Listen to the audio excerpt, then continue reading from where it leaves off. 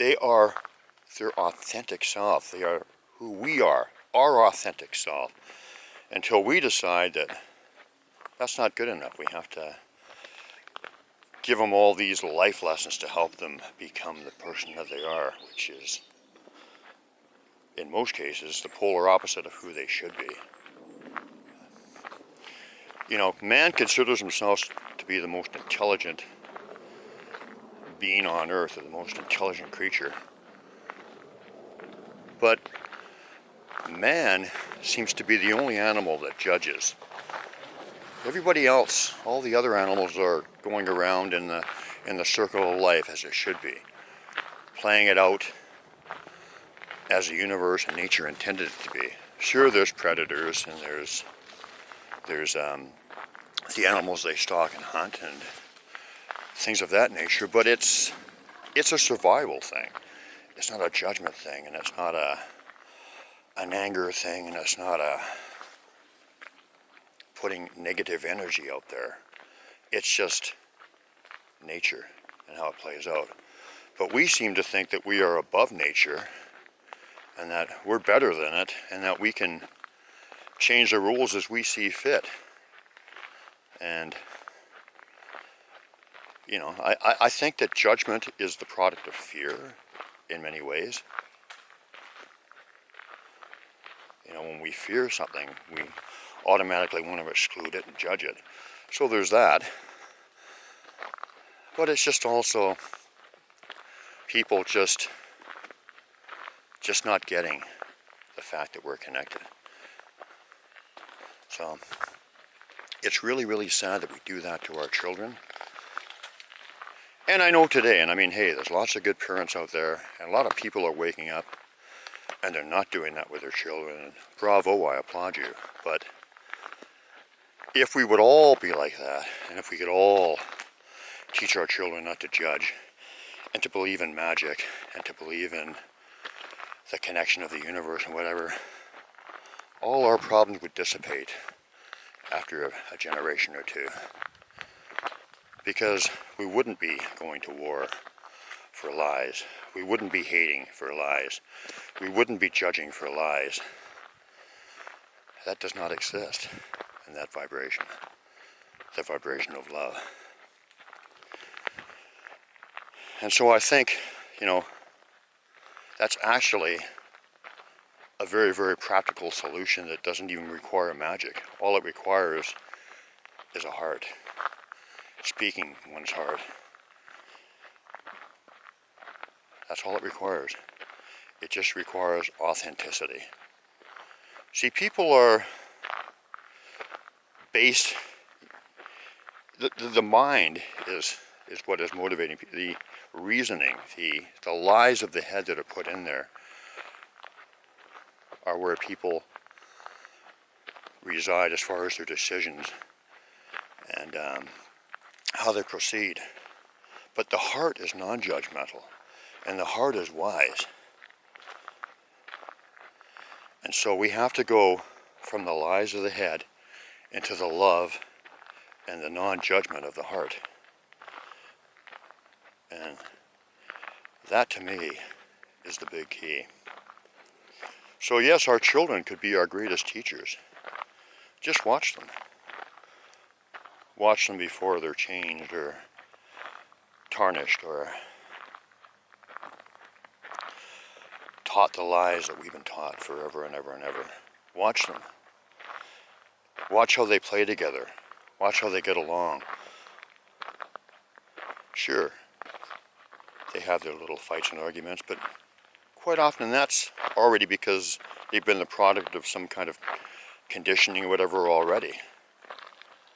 You know, but really, watching a child play with unconditional love and no judgment is really something that could teach all of us. They could be great, great teachers for us. So, you know, these days, when people are saying that they want to end racism, they want to end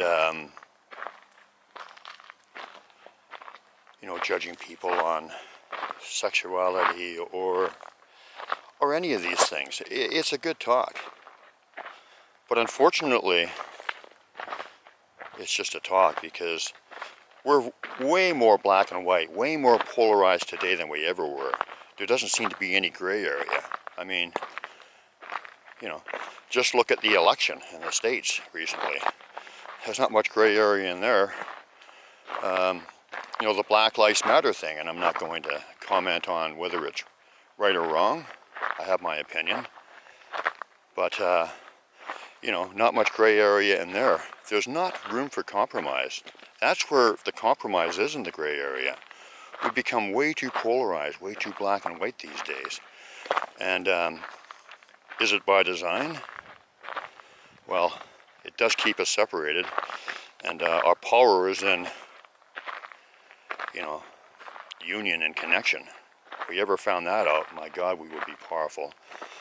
Is it by design? Well, I suspect it probably is, but regardless of if it's by design or not, the results are very, very clear for all to see. So, start with the children. Start with the children and turn this around.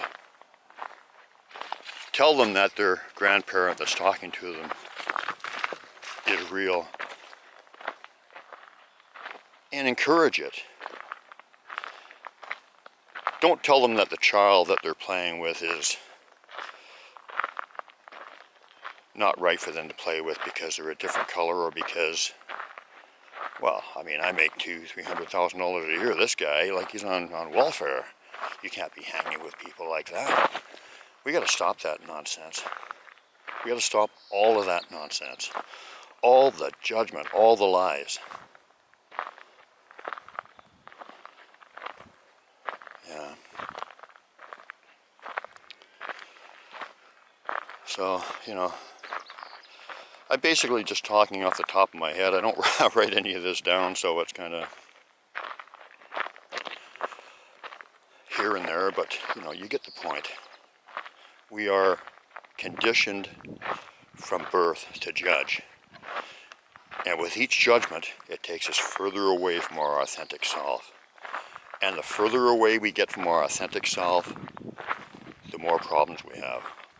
I mean, look at the world today. We're on the verge of either fixing things or there's going to be a great big reset. Whether it's divine intervention, whether we destroy ourselves, whether we're fighting our brothers in the streets, whatever it is, there will be a reset if we do not turn this around and get it right. And, maybe that's what has to happen, so maybe that's a good thing, but if we do want to turn it around, then we have to throw judgment out the window, because that is the root of all of our problems as I see it. Or at least, it's a huge catalyst. All of our problems is a big blanket statement, but really, it's pretty well accurate. So, cherish the children, protect their innocence, and don't teach them the ways that have put us in this situation we're in now. Don't teach them those ways. Teach them the ways of love. Teach them the ways of the heart, of acceptance, and of no judgment. Another interesting thing about judgment these days is, people are saying that people need to be held accountable for the atrocities that their ancestors did to certain races of people, or, whatever. Held accountable is one thing, but when, they're saying that we have to feel shame, that we have to give retribution, well, in some cases, sure. With the First Nations children that have been found in Canada recently, in these graves that they're finding all over the place. There has to be healing, but I don't think that the healing comes with burning down churches. That's just another wrong. Now, I've been told by people, well, you know, if you don't get drastic and you don't take drastic measures, then nobody's going to listen because everything's going along la-di-da-di-da. Everyone can talk a good story, but the changes are not really going to happen.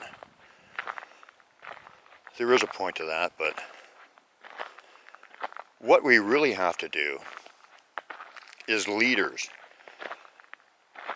consciously responsible leaders. Don't listen to what the government is telling us. You do it on your own. Come together as a community.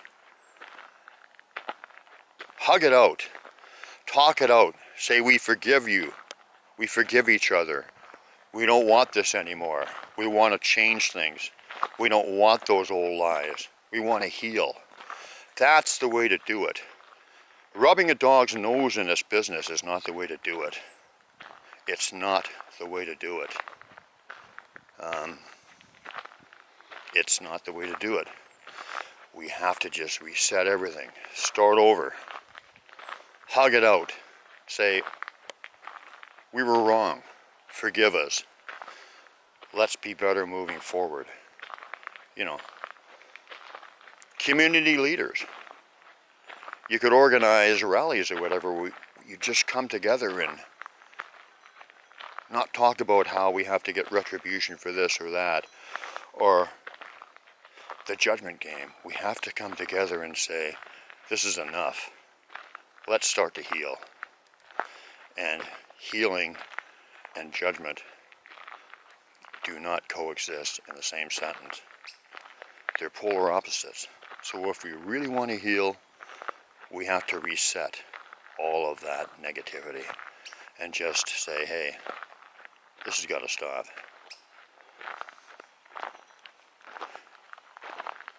This has got to stop. Is this fancy talk and whatever, and is it like a pipe dream? I really don't think so. Sure, there's always going to be people out there who don't want to conform, or who don't want to, well, conform, that's a dangerous word these days, but who don't want to go along with it, and they'll always have their negative judgments and things that they throw out there, but that doesn't have to be you. It doesn't have to be the next guy. It doesn't have to be the person that you connect with, that you rub off on. It doesn't have to be a lot of us. It doesn't have to be that way. It does not have to be that way. So, I hope that we all just stop and think about it. And it makes so much sense. It makes so much sense. Thank you.